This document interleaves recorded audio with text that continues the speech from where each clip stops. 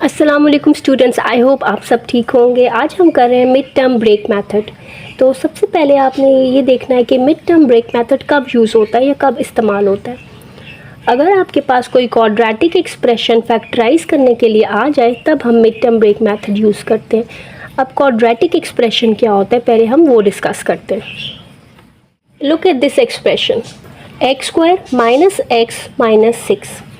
यहाँ पे जो वेरिएबल है वो है x और उसकी पावर को देखो या एक्सपोनेंट को, वो यहाँ पे 2 है, यहाँ पे 1 है और यहाँ पे 0 है।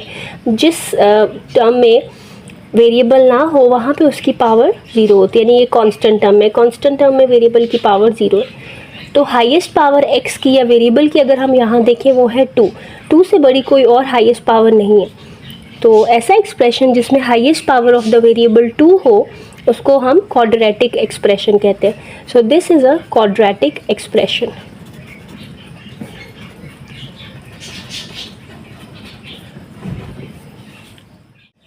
ये आपके पास क्वाड्रेटिक एक्सप्रेशन है, इसको आपने करना है फैक्टराइज। अब क्वाड्रेटिक एक्सप्रेशंस को डिफरेंट तरीक़ों से सॉल्व कर सकते हैं या फैक्टराइज कर सकते हैं, लेकिन फ़िलहाल हम यूज़ कर रहे हैं मिड टर्म ब्रेक मेथड। यानी ये जो मिडल टर्म है, दरमियान में जो टर्म लिखी हुई है, इसको हम ब्रेक करेंगे। सबसे पहले आपका क्वाड्रेटिक एक्सप्रेशन डिसेंडिंग पावर्स में होना चाहिए, यानी पावर 2, 1 और 0 होनी चाहिए, वो ऑलरेडी है। अब आपने ये करना है कि इसके अंदर 3 टर्म्स हैं। फर्स्ट टर्म x², फिर सेकंड टर्म ये है और थर्ड टर्म 6 है। फर्स्ट टर्म को लास्ट टर्म से मल्टीप्लाई करके एक प्रोडक्ट p फाइंड आउट करना है।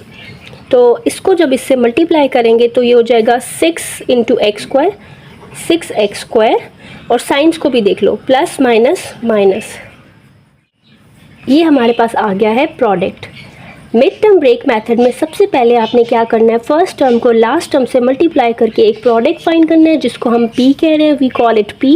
सो p is equal to -6x² आ गया। अब ये जो मिडल टर्म होती है ना, ये वाली -x, इसको हम कहते हैं सम, और we show it by s, इसको हम s से शो करें। तो सम इज़ -x। आपने जो प्रोडक्ट निकाला होगा आपने उसके फैक्टर्स ढूंढने हैं, यानी वो कौन से दो ऐसे छोटे एक्सप्रेशन होंगे जिनको मल्टीप्लाई करके ये प्रोडक्ट आ जाए और उनको प्लस माइनस करने से ये सम भी आ रहा हो।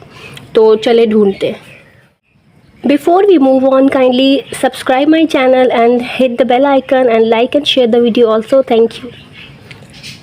तो प्रोडक्ट आ गया है -6x²। तो 6 के फैक्टर्स होते हैं, आपको पता है 2 और 3। अब वेरिएबल है x², तो इन दोनों के साथ x लगा दो।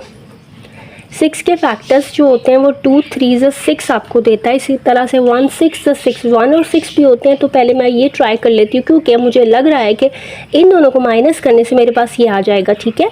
इसका कोएफिशिएंट है 1, इनको माइनस करने से 1x आ जाएगा, इसलिए मैंने ये पिक किया, ठीक है।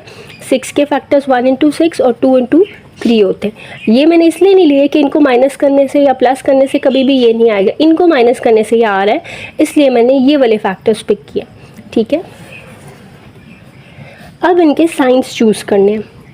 जो सम का साइन होगा सबसे पहले उसको बड़ी वैल्यू के साथ लगा दो, ग्रेटर वैल्यू के साथ।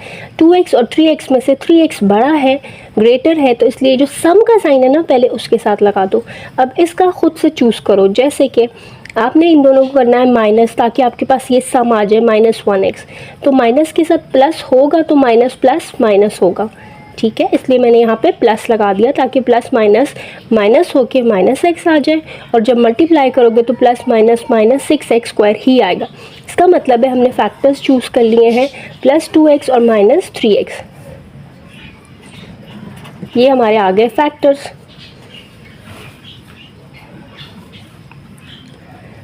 अब हमने इन फैक्टर्स को इस टर्म से, मिड टर्म से रिप्लेस कर देना है, ठीक है। तो अब स्टार्ट करते हैं। पहली टर्म जो है वो ऐसे ही लिखते हैं, कॉपी करते हैं, और जो लास्ट टर्म होती है -6 वो भी कॉपी होगी। जबकि जो मिड टर्म होगी ये ब्रेक हो जाएगी, इसके 2 पार्ट्स आ जाएंगे, वो ये वाले। ये जो फैक्टर्स है ना, ये उठा के इस मिड टर्म की जगह पे लिख दो, +2x और -3x। इसलिए कि देखो जब आप इसको सॉल्व करोगे प्लस माइनस -x ही आएगा, यानी ये और ये दोनों टर्म्स बराबर इक्वल है। अब आपके पास हो गई हैं 4 टर्म्स, 1, 2, 3, 4। जब 4 टर्म्स आती हैं तो हम पेयर्स बना के फैक्टराइज करते हैं। तो इनका पेयर बनाओ दो, पहली 2 का और दूसरी 2 का। पहली दो को जब पेयरिंग करते हैं तो इनमें x कॉमन आ रहा है, एक्स स्क्वायर और 2x में x कॉमन है, तो अंदर बचेगा x + 2 माइनस 3x और 6 में 3 कॉमन है। अब चूँकि भाई मैंने माइनस कॉमन लिया तो अंदर का साइन चेंज करना है आपने ध्यान से केयरफुली। तो यहाँ पे बचता है x और माइनस जो है वो इट विल बी प्लस, इसलिए कि बाहर माइनस कॉमन लिया है। एंड 3 2 = 6 होता है, इसलिए यहाँ पे 2 आ गया। जब ब्रैकेट ओपन करोगे तो माइनस प्लस माइनस वापस आ जाएगा, ठीक है। अब यहाँ पे बहुत इंपॉर्टेंट पॉइंट है, यहाँ आपने देखना है कि ये वाला और ये वाला फैक्टर बिल्कुल सेम हो, आइडेंटिकल हो, ठीक है, साइंस में भी और सब चीज़ों में सेम हो।